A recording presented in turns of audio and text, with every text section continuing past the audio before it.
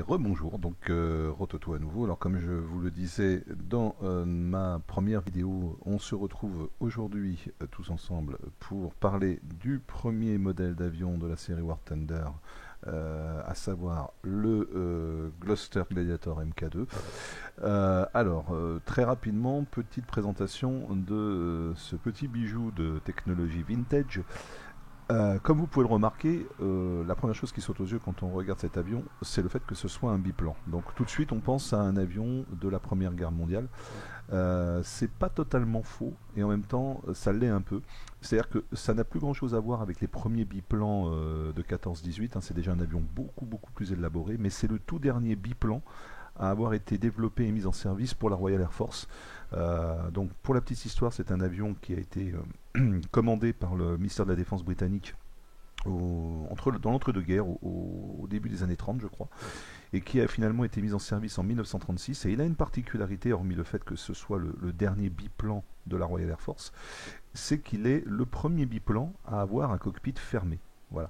Alors déjà, on remarque tout de suite cette espèce de mutation entre la technologie de la Première Guerre mondiale et la technologie de la nouvelle. Si vous remarquez par exemple la différence qu'il y a entre le côté anachronique des ailes biplans et du train d'atterrissage non rétractable qui ressemble vraiment à l'avion du Baron Rouge, et que vous le comparez avec le corps de l'avion lui-même, hein, le fuselage, le cockpit, etc., on a l'impression vraiment d'un avion Deuxième Guerre mondiale sur lequel on a monté l'empennage d'un avion de la Première. Voilà. Donc c'est véritablement très caractéristique du Gladiator. C'est un avion qui a eu un assez bon succès, il faut le savoir. Hein. Il a été très exporté. On en parlera un petit peu après. Là, on va lancer une bataille pour que je vous le présente en combat aérien. Il a eu un assez bon succès et il a pas mal combattu au cours de la Deuxième Guerre mondiale sur divers théâtres d'opération. Alors, il a une particularité par rapport à un avion, disons, d'une génération équivalente. On va prendre l'exemple du Fury Mk1. Là, je vous le présente. Bon, le Fury Mk1, on n'en reparlera pas. C'est pour ça que je peux me permettre de vous le présenter rapidement. Pourquoi j'en parlerai pas alors que je présente les avions de War Thunder? Parce que honnêtement, c'est un avion sur lequel on n'a pas grand chose à dire. C'est un avion de sa génération. Lui, il a été mis en service, je crois, au début des années 30, donc quelques années avant le Gladiator. Là, on est vraiment encore dans l'avion type 14-18, vous voyez, avec l'habitacle ouvert. Hein. Il y a juste un petit pare-brise pour se protéger un peu de l'air, et encore. Et c'est tout. Voilà, le pilote, il est vraiment livré à lui-même, comme les avions de Verdun. Il est quand même plus élaboré qu'un avion de 14-18. Hein, quand même, on voit bien qu'il a corps métallique, il a un gros bloc moteur, donc on n'est plus dans les avions de type Berlioz ou ce genre de choses, hein. C'est quand même un avion beaucoup plus élaboré technologiquement, mais enfin on est encore dans la technologie 14-18 malgré tout, dans son côté un peu primaire. Regardez le système de visée par exemple, hein. Vous voyez, alors là pour le coup plus primaire tu meurs, hein. Il y a une longue vue et un viseur en métal, hein, ça va pas très loin. Les mitrailleuses 7-7 qui ont deux pauvres petites mitrailleuses qui sont sur le nez de l'avion, comme c'était le cas pour les premiers avions de 14-18. Bon, on les a quand même insérés dans le bloc moteur, enfin dans le capot bloc moteur pour des questions aérodynamiques, hein. Heureusement ça s'est un peu amélioré, mais enfin à part ça pas grand chose de plus. Voilà, donc on voit bien ce qu'était un avion jusque dans les années 30, et ensuite hop, on arrive au Gladiator, et là tout de suite on commence à se rendre compte que oui, c'est quand même déjà un avion qui préfigure de ce que va être l'aviation dans les décennies qui suivent. Bon, on va lancer une bataille tout de suite, hein, et on va continuer à commenter l'histoire du Gloster Gladiator pendant la bataille. Alors là, ça va être un exercice, hein, comme je vous le disais lors de la première vidéo, c'est pas évident du tout de le faire. On va tenter, on verra bien ce que ça donne. Si je me fais descendre au bout de 2 minutes, vous me le pardonnerez, ou si je fais des blancs dans mes commentaires, vous me le pardonnerez également.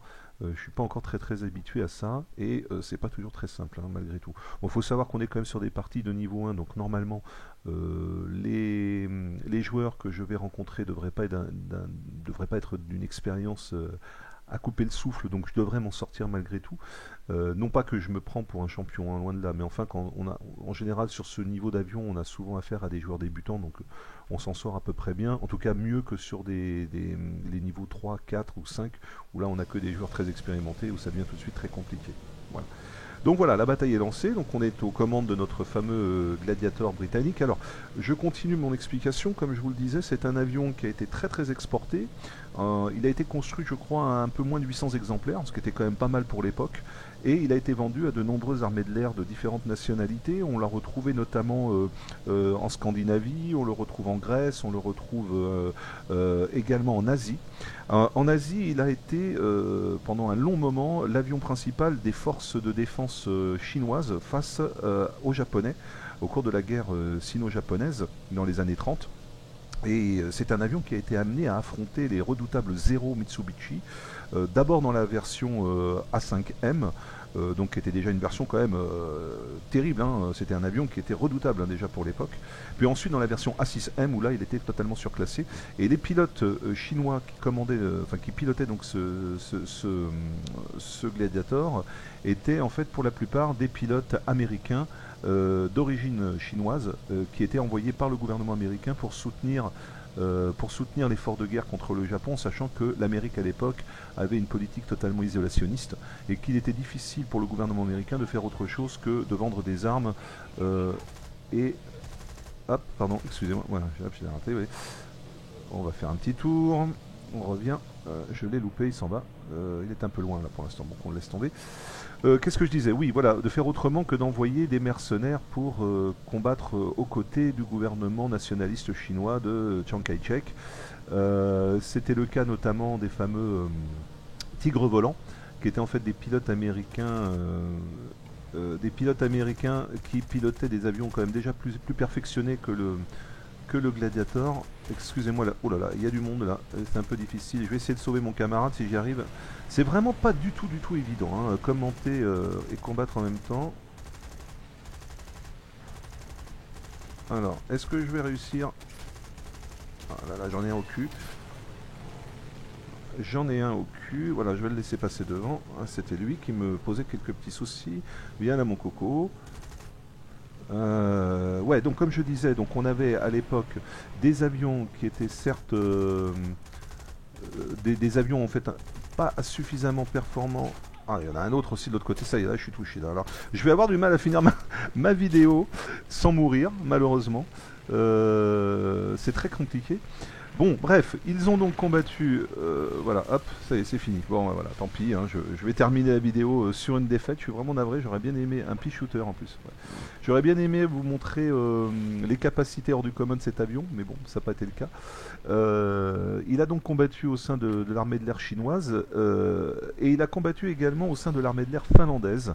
Les Finlandais, en fait, l'ont utilisé notamment pendant la guerre d'hiver de 1939 contre les Soviétiques. Donc là aussi, ils ont fait très belle figure.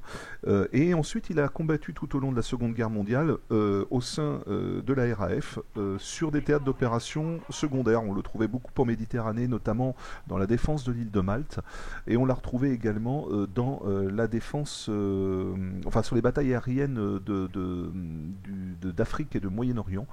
Il faut savoir d'ailleurs que le principal pilote, le meilleur pilote sur Gloster Gladiator Mk2 était un Sud-Africain qui a totalisé 15 victoires sur Gladiator, principalement contre des Italiens. Alors je précise, principalement contre des Italiens, ça n'a rien de péjoratif vis-à-vis de nos amis italiens. C'est simplement que en Afrique et au Moyen-Orient, les Italiens avaient aussi une aviation qui était relativement peu élaborée, donc c'était eux aussi des biplans, eux aussi une technologie de l'entre-deux-guerres, donc là pour le coup le Gladiator était plus à son aise et plus sur un terrain d'égalité, voilà.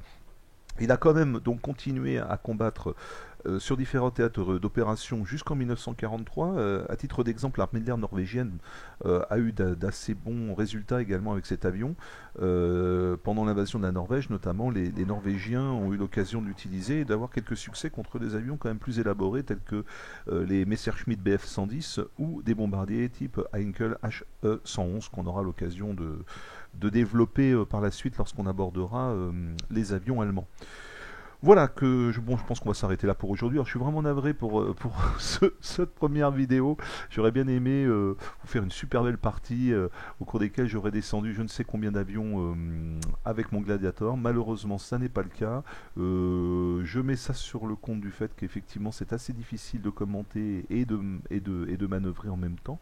Mais bon, on essaiera de faire mieux la prochaine fois. Et voilà, on va s'arrêter là pour aujourd'hui. J'entame pas un autre avion là maintenant. parce qu'on est presque à 10 minutes de vidéo, comme je vous le disais, je préfère avoir des vidéos courtes. Donc je vais arrêter la vidéo maintenant, je vais en faire une seconde. La prochaine, là, ça sera sur le Swordfish Mk1 qui n'a rien à voir avec le Gladiator. Hein. C'est un avion de catégorie similaire, mais au niveau, je veux dire, au niveau technologique, hein, il est à peu près de la même période. Par contre, il n'est pas du tout dans le même champ d'activité. Ça n'est pas un chasseur, c'est un biplan bombardier torpilleur, mais qui lui a eu un rôle plus important que le Gladiator, donc qui est un peu plus connu du grand public, et donc on aura l'occasion d'en discuter lors de la prochaine vidéo. Voilà, j'espère que vous avez passé un bon moment. N'hésitez pas, comme je vous l'ai dit la dernière fois, à me laisser vos commentaires, à me dire si ça vous intéresse ou pas, si ça vaut le coup ou non que j'investisse, et puis si vous avez des questions ou des observations à faire, n'hésitez pas, avec, s'il vous plaît, si possible, le maximum de cordialité. Voilà, allez, je vous dis à très bientôt, ciao.